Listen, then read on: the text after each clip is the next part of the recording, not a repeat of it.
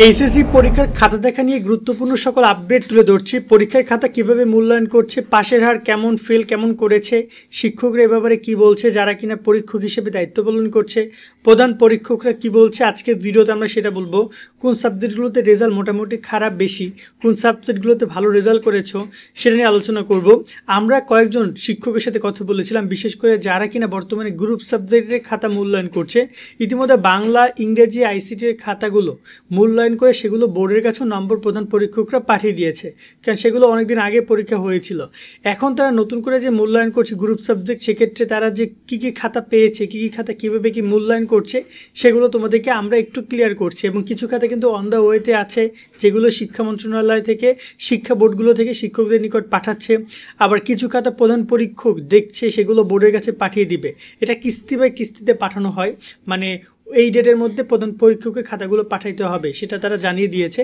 এখন আমরা যদি কথা বলি কী কী খাতা মূল্যায়ন করা হচ্ছে সে প্রসঙ্গে, ইতিমধ্যে বাংলা, ইংরেজি, আইসিটির খাতা নিয়ে আমরা কথা বলেছিলাম, যেখানে আমরা ইংরেজি নিয়ে একটু সংখ্যা প্রকাশ করেছিলাম, আর আইসিটির সৃজনশীল পার্টটা নিয়ে।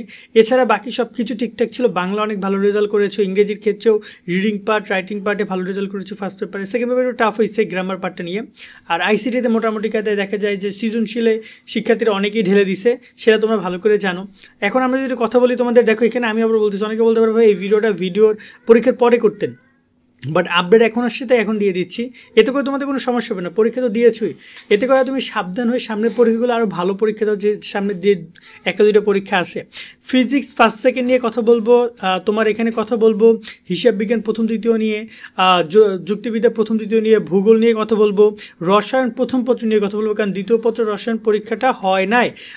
আবার হচ্ছে যে এই যে ফিজিক্স পরীক্ষা কিন্তু কুমিল্লা বোর্ডের হয় নাই প্রথম পত্রটা, ভূগোল পরীক্ষা, হিসাব বিজ্ঞান পরীক্ষা কুমিল্লা বোর্ডের হয় নাই, ঢাকা বোর্ডের গোপালগঞ্জে হয় নাই অনেকগুলো পরীক্ষা।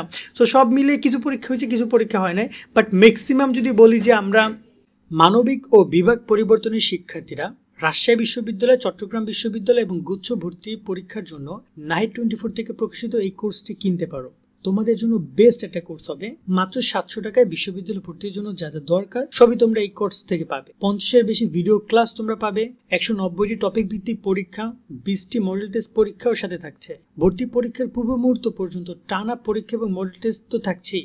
বর্তমানে 700 টাকা ভর্তির সুযোগ তোমরা পাচ্ছ, তবে অফারটা খুব শীঘ্রই শেষ হয়ে যাবে, তাই দ্রুত ভর্তি হয়ে নাও। কোর্সের যাবতীয় লিঙ্ক এই ভিডিও ডিসক্রিপশনে পেয়ে যাবে। অর্থনীতি দ্বিতীয় পত্র পর্যন্ত খাতাগুলো অলরেডি শিক্ষকরা দেখা শুরু করেছে। অর্থনীতি, পৌরনীতি, জীববিজ্ঞান এই খাতাগুলো শিক্ষকদের কাছে অলরেডি চলে গেছে, সেগুলো তারা মূল্যায়ন করছে। আর খাতা মূল্যায়নের ক্ষেত্রে বিজ্ঞান বিভাগের আমি কয়েকজন প্রধান পরীক্ষকের সাথে কথা বলেছি, পরীক্ষকদের সাথে ওরকমভাবে কথা বলার সুযোগ হয় নাই। তারা যেটা বলেছে যে খাতা মূল্যায়নে খুব বেশি সমস্যা হচ্ছে না, এবং তারা এখানে যদি বলি যে বিজ্ঞান বিভাগের শিক্ষার্থীরা নর্মালি যদি ব্যবহারিক নাম্বারটা পায়, তাতে কথা যে ব্যবহারিক যদি ভালো নাম্বার পায়, অনায়াসে একজন শিক্ষার্থী A- থেকে A গ্রেড থেকে A+ পাবে, A গ্রেড থেকে A+ পাবে যদি শিক্ষার্থী 20+ যদি তার প্র্যাকটিক্যালে থাকে।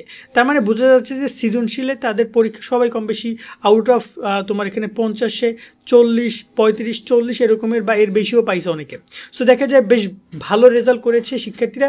বিশেষ করে কয়েকটা সাবজেক্টের কথা যদি একটু ছোট্ট করে বলি, ফিজিক্স ফার্স্ট পেপার, তারপর হচ্ছে তোমার এখানে বায়োলজি ফার্স্ট পেপার, এগুলোর একটু প্রশ্ন নিয়ে সমস্যা হচ্ছিল কিছু কিছু জায়গায়, কিছু কিছু বোর্ডে কঠিন প্রশ্নের কথা আমরা শুনেছি। বাট শিক্ষকরা বলছে যে যারা খাতা মূল্যায়ন করছে তারা বলছে এটা নিয়ে খুব বেশি প্যারা নাই, বিশেষ করে প্রধান পরীক্ষকরা এটা নিয়ে খুব বেশি প্রভাব দেখি নাই। শিক্ষার্থীরা অনেক স্বাচ্ছন্দ্যে লিখেছে এবং এই সাবজেক্টগুলোতে রেজাল্ট ভালো আছে। তবে কিছু বোর্ড, একটা বোর্ড আমাকে আমি বোর্ডের নামটা উল্লেখ করছি না সরাসরি, বাট সেখানে বলছে যে সেখানে আমার কাছে কয়েকটা বান্ডিল তিনি পেয়েছেন, যেখানে অনেক শিক্ষার্থী এই ফিজিক্সে ফেল করেছে। এখন আসলে এটা মানে কি একটা দেখো, অনেক সময় সবগুলো কলেজ তো আর ভালো কলেজের খাতা শিক্ষকরা পায় না, কিছু কিছু খারাপ কলেজের খাতাও শিক্ষকদের কাছে আসে। এবং আমরা তো সারা দেশের সব শিক্ষকদের সাথে কথা বলতে পারিনি, ম্যাক্সিমাম কয়েকজন শিক্ষকের সাথে কথা বলেছি যারা কিনা 3000, 4000 করে খাতা পেয়েছে প্রধান পরীক্ষক হিসাবে। সেক্ষেত্রে তাদের ভাষ্যমতে এইটা, তবে সবার রেজাল্ট একদম খারাপ না। আর যদি কথা বলি কমার্সের সাবজেক্টগুলো নিয়ে, অ্যাকাউন্টিং নিয়ে বারবারই এবারে দুশ্চিন্তার কারণ রয়েছে। অ্যাকাউন্টিং অনেকে একদম 70-এ 70 পাইছে সৃজনশীলে, ফার্স্ট পেপারে, আবার কেউ সেকেন্ড পেপারে 70-70 পাইছে, আবার অনেকে ফেলও করেছে। অনেস্টলি এটাই কথা যে অ্যাকাউন্টিংয়ে অনেক ভালো রেজাল্ট করেছে, অনেক ফেলও আছে, তবে ওভারঅল ফেলের সংখ্যা তুলনামূলক খুবই কম, বেশি ফেল শিক্ষার্থীরা করেনি। একইভাবে তোমার যদি অন্যান্য গ্রুপ সাবজেক্ট নিয়ে কথা বলি, যে মানবিকের গ্রুপ সাবজেক্ট, সেখানেও তেমন ফেলের সংখ্যা নাই, তবে দেখা যায় A+ পাওয়ার সংখ্যাটা কম। মানে A+ পাওয়া মানে দেখা যায় 70-এর মধ্যে তুমি যদি 50 বা 45 রাখো, দেখা যায় যে A+ পাওয়ার সম্ভাবনা তৈরি হয়।